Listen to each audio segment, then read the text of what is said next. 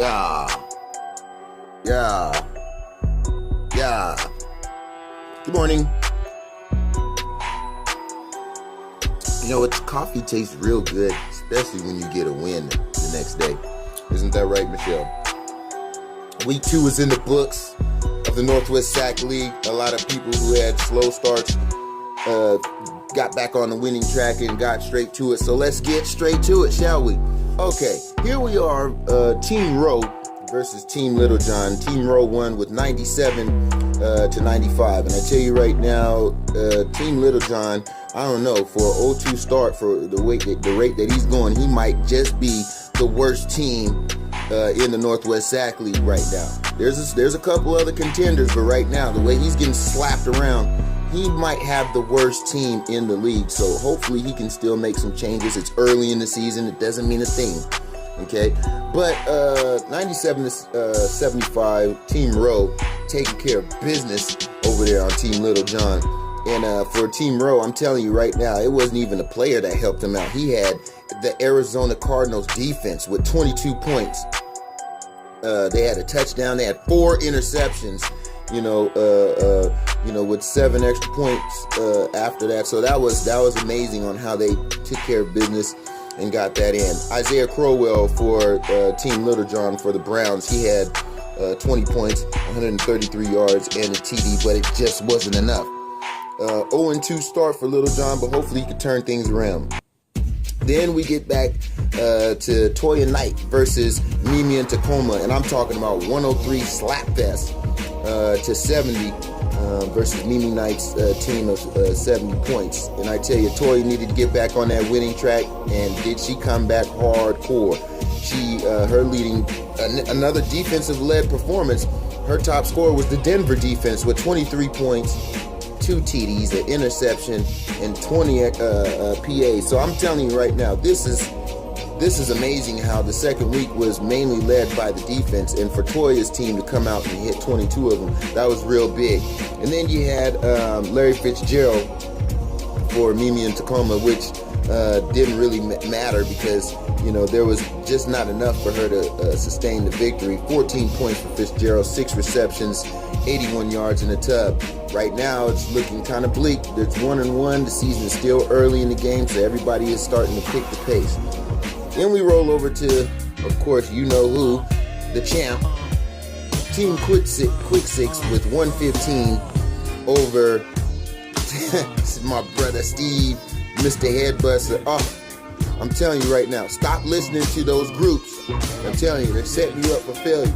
My man Steve is sitting over there right now doing his homework every week. He is like Pete Carroll himself on that waiver wire.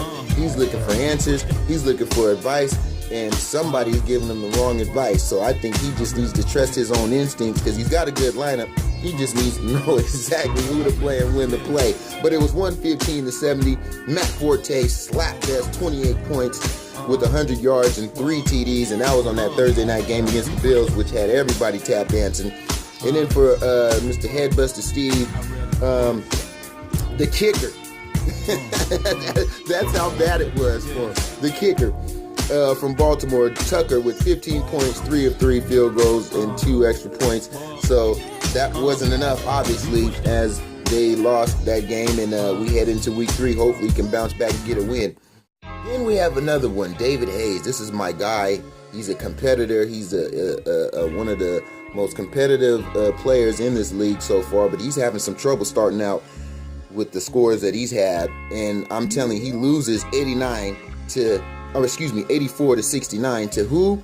A first-timer named Madre Watson of the Black Cheetahs. Yes, and she's tap dancing right now and doing backflips as we speak right now. Happy, probably drinking some coffee just like me on one. But I can't really blow her up too much. I kind of missed out on I didn't fulfill the obligation, so hopefully that'll be wiped away. But other than that, she's riding high, 84-69. Her top scorer was Greg Olson with 5 receptions, 122 yards, a TD, and had 18 points. Julio Jones for David Hayes had 5 receptions, 100 yards, and a TD with 16 points, but it just wasn't enough to get him over the top. So there is, pretty much, a hardcore stance on, pretty much the first week. But snap. Something went down this week.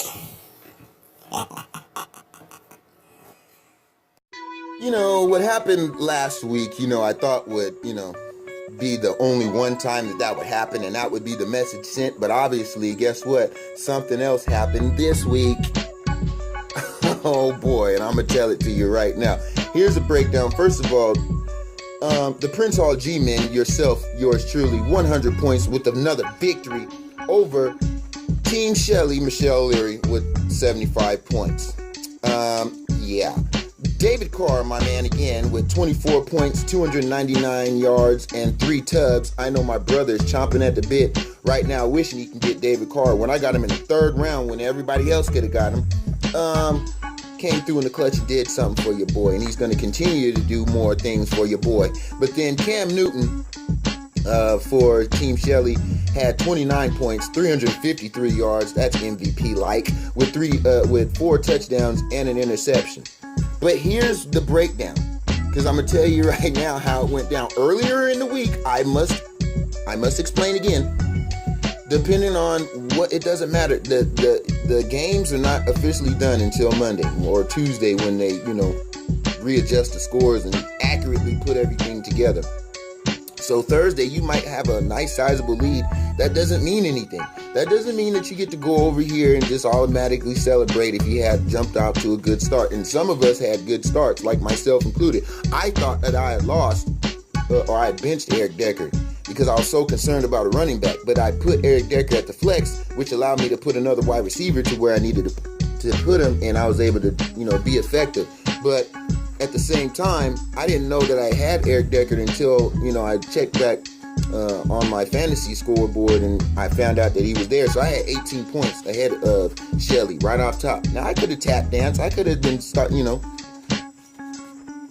but I didn't want to do that, because I know that they do that, because I know that things happen, things change over the course of 3 days.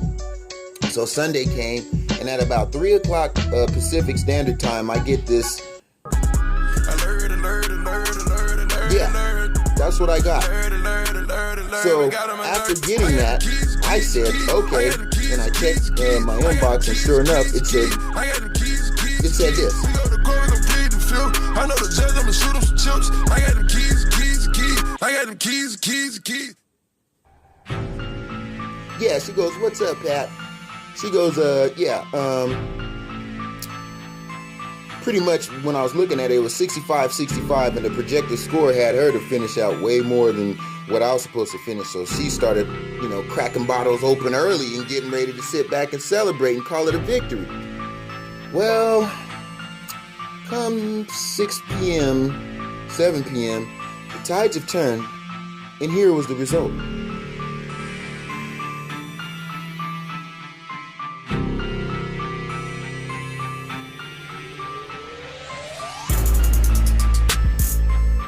Hey, I didn't do it. All I did was to sit back and let the nature take its course, so I can go ahead and do my thing and get the victory. So now all of a sudden, somebody eating crow. So last week it was Steve. This week it's Michelle. Who's it gonna be next week? Until you guys understand, you can't talk early. Save yourself, and wait until the conclusion. Other than that, Michelle, because of you, you get it.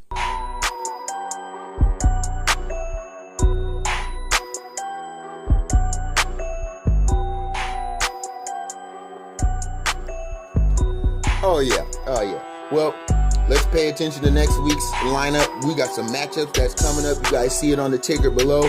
Other than that, Steve, I'm gonna be giving you a call earlier this week. I'm about to give a few people some phone call interviews, so please answer your phone, because you will be recorded and you will be able to speak your mind and what you got to say to your next opponents and things of that nature. Talk about your team and what you got lined up and where you want to go with this. So until then, keep your eyes on the prize. Get back on that waiver wire for those losers that need some players. And I'll see you next week.